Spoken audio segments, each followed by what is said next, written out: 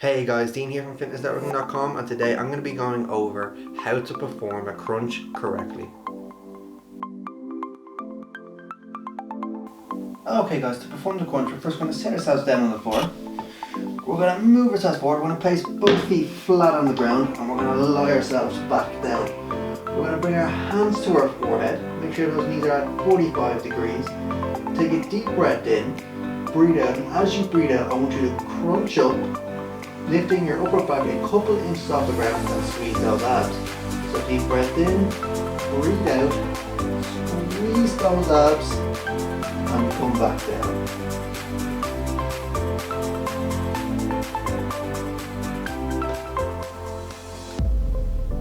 Make sure you keep those hands to the front of your head, as if you bring them to the back you tend to pull on the neck.